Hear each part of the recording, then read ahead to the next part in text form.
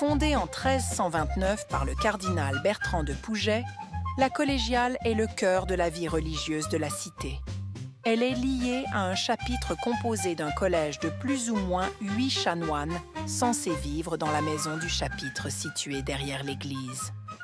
Riches prélats, ils assurent les chants mais confient la célébration de la messe à un curé auquel ils paient la portion congrue.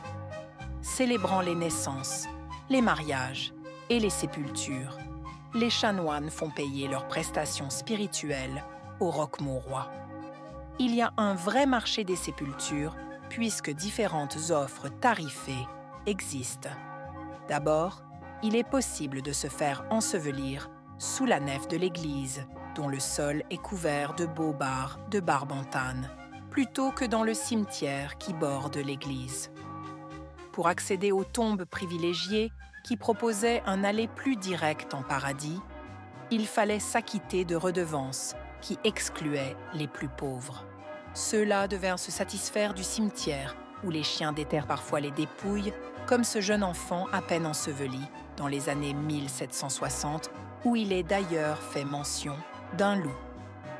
Lors des cortèges funèbres qui parcourent la ville, le chanoine chargé de sonner les cloches funèbres s'active.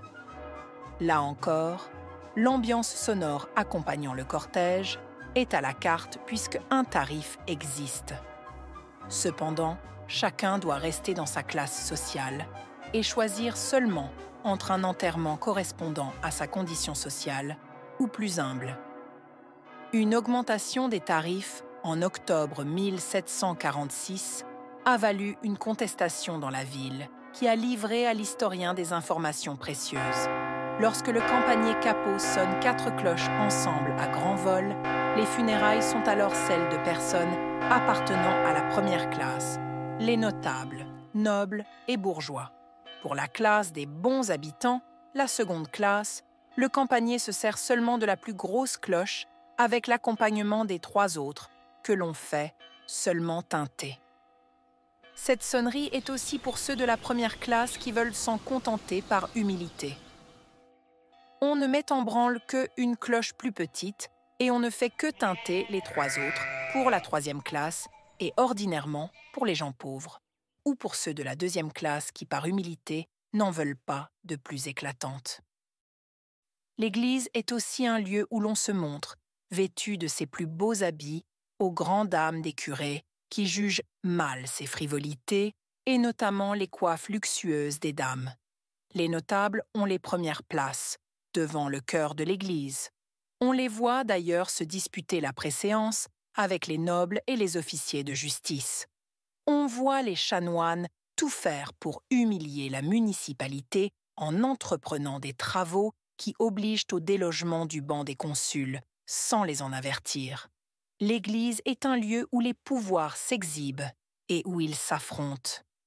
Le 15 avril 1755, un consul a même piqué une colère pendant une messe lorsque le marguillier a osé lui manquer de respect en méprisant les usages. Le consul expose l'affaire au conseil de ville le soir même. Le sieur Charles Capot a apporté une caisse pleine de cierges, dont la distribution se fait ce jour-là tant aux magistrats municipaux qui se trouvent présents qu'aux autres assistants.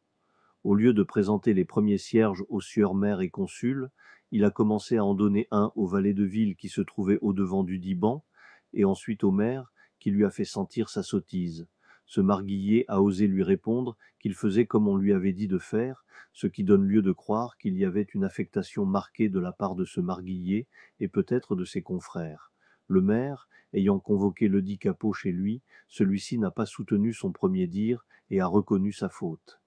Le grand prédicateur Briden, véritable vedette au XVIIIe siècle, inhumé ici dans la collégiale, n'a sans doute pas manqué de rappeler les élites à plus de dignité et à demeurer exemplaires en toutes circonstances.